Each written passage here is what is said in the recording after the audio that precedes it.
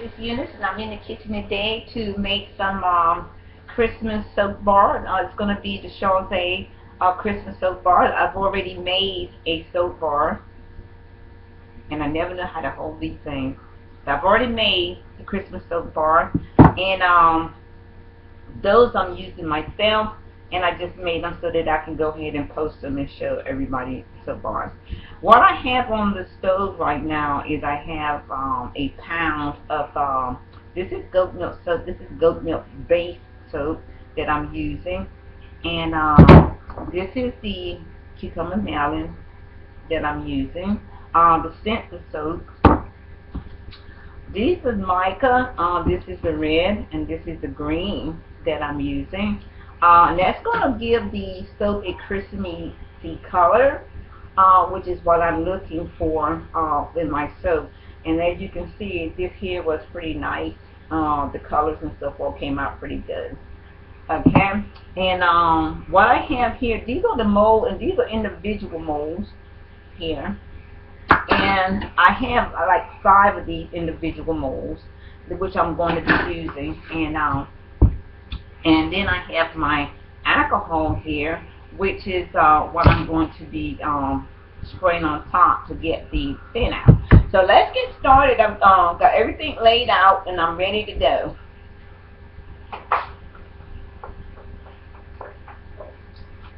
Okay, I got my pot here.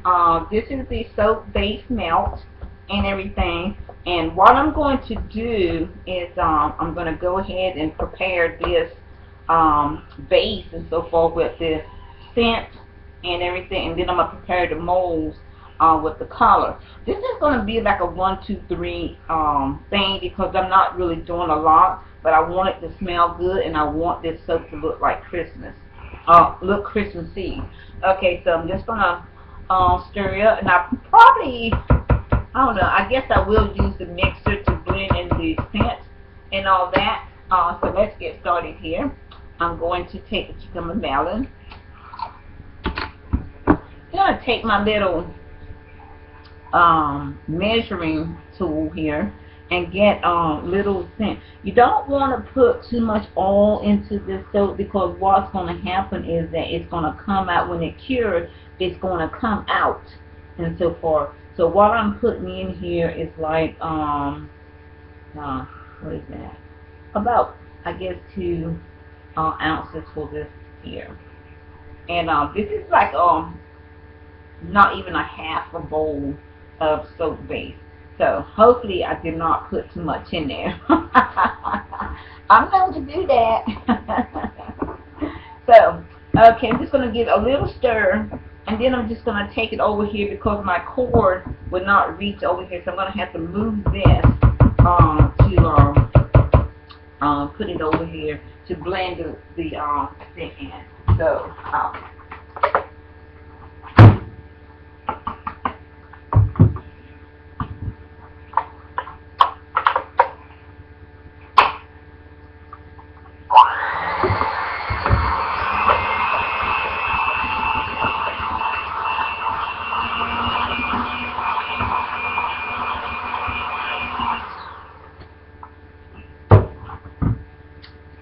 okay, got that done.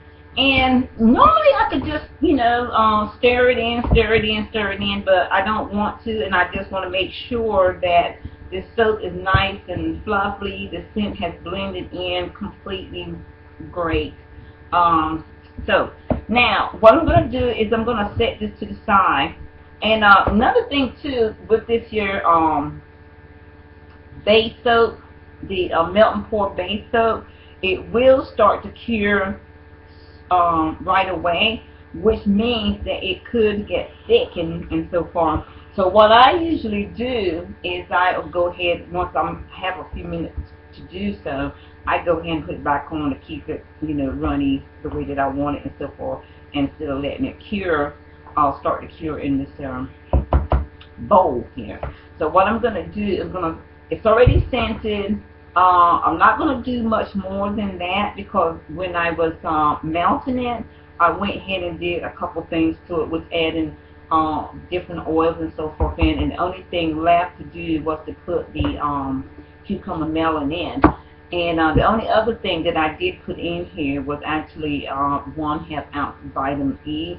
I should have just went here and showed you that too, but I was just trying to speed everything here. So I'm going to put this back on the heat so that it'll stay nice and creamy and nice and warm while I prepare the molds, and I'm going to show you how I do that.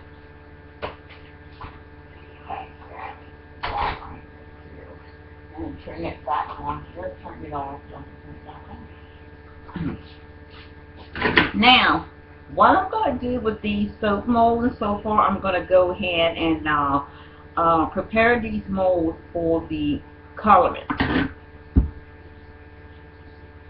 Now, you would think that, okay, maybe putting these colors in the soap would be better, but no, because basically all I want to show is the coloring outside, even though the coloring is going to actually go through the soap, and you're going to see it on the bottom and top, the coloring that you put in. I don't want to mix the colors up, because if you put this coloring in the soap, then it's just going to be, you know, whatever color it shows up, but it's not going to be the Christmassy look that I'm actually trying to achieve. And if you're worried about these colors coming off on the skin when you're using these soaps, that's not going to happen. And if it do, it's not going to damage you any at all. Because like I said, I already made a couple of these soaps, and what I did, I went ahead and used it. So I just got a pinch of the red coloring, and I'm going to sprinkle the bottom of these molds with this red, and so that, you know, when the soap when the soap is poured, then you'll see these colors in the soap. So I'm just going to sprinkle a little, because I don't want a lot in there. So I've done both of the greens. Don't use the same one. Use a different measuring spoon for the green color. So I'm using a different spoon for that. And this, like I said, this is 1, 2, 3, and it's a great gift for the holidays, and it's getting in contact with soap makers is probably one of the best things that you need to do, especially with the soaps in the traditional stores, commercial soaps and so forth, because the handcrafted soaps are definitely better for your skin. I definitely knew that. So okay, got a little more green in here than I want to. So okay, I got that in, so I'm going to try to use a different spoon here and see if I can just pinch a little bit of that green out, or I'll just use a piece of paper towel or so forth. I don't want that much green in here, so, and I'll just get a I'll do good. So I'm going to get this stuff out here. So okay, got my trash right here beside. So I got my soap base done. My molds are done. They're prepared for the oil.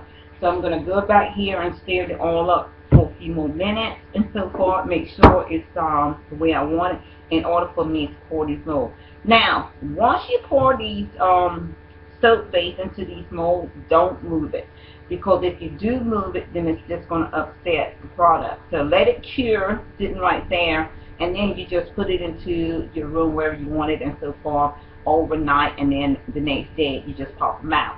So these are little great, and I started using these melt and pour soap because it's a whole lot faster. Not that I'm trying to avoid a lot of work and process and things like that, but usually when people want me to make them soaps and so forth, usually I make soap in small batches anyway, and usually I just usually make what I need and so forth. I don't make big batches. I don't have big orders. A lot of the soap actually goes to my family and so forth, my friends and so forth. And yeah, I do sell some of the soap and sell it to some of them, but I also give a lot of the soap away. It's just a, you know, just something I enjoy and love doing, is making the soap.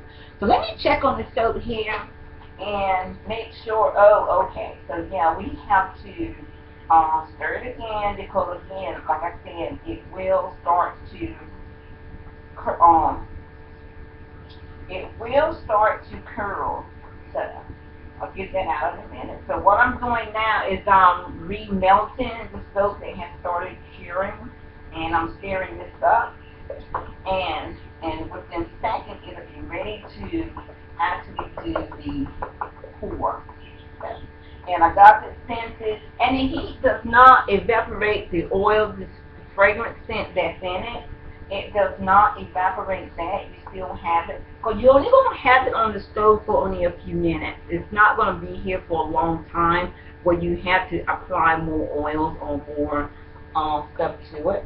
And so, okay, so it's ready to go. I can really cut this off now. Okay, so I'm back with the soap and everything. Oh, and it smells good. I just wish you could smell it. Cucumber melon is one of my favorite scents, and I've been using it for years and years and years. But I have a lot of other fragrances too, but this is just one of my favorites. So what I'm going to do now is just go ahead and pour these right into these soap molds.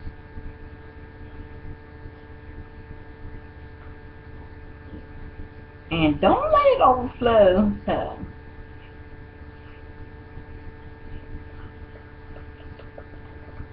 yeah, and here we go. And in the other one.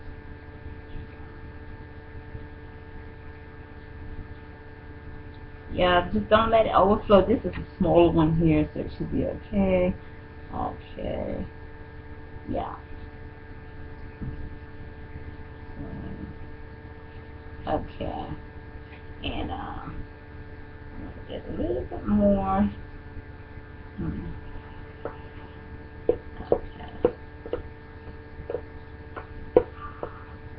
If you can use every drop of this, then do so, because you don't want to waste any of your soap and so forth. And even you can go back and just melt this part here, you know, to use again while your water's still hot. I'm gonna see if what I can get out of that to top this off and everything. So this is a quick tip on making handcrafted soap for friends and family. This is a good way to get the colors in that you want. Make it Christmassy, put it in a nice cute little box and so forth, and just mail it out to your family and friends. I honestly believe that they're going to love it, and they're going to love you for doing it. My niece actually contacted me and said, I know you're going to send me some of that. So I answered back, yes I am. So today this is why I'm making this soap, and I just want to show you how easy it is. 1, 2, 3. Do the melt and pour. Prepare your molds. Prepare the melt and pour. And basically just pour it into the mold and let it cure. It's the only thing you have to do. Make sure you measure out your oils and so forth when you're using oil, because you don't want to put too much oil in. Like I said, because the oil will rise to the top and you'll have oily soap when you take them out of the mold. So you definitely don't want to do that. And again, this is the melt and pour, and this is a 1 pound. This is a half a mold to another. And it, oh, I forgot to even tell you what kind of soap it is. This is goat milk, people. This is melt and pour goat milk based soap here. And this is really great soap, great for the skin, because it removes dead surface from the skin. It renews the cells, it repairs the tissues and all that to give you younger looking skin. So this is really great soap. Really great soap to use. So let me check on this here.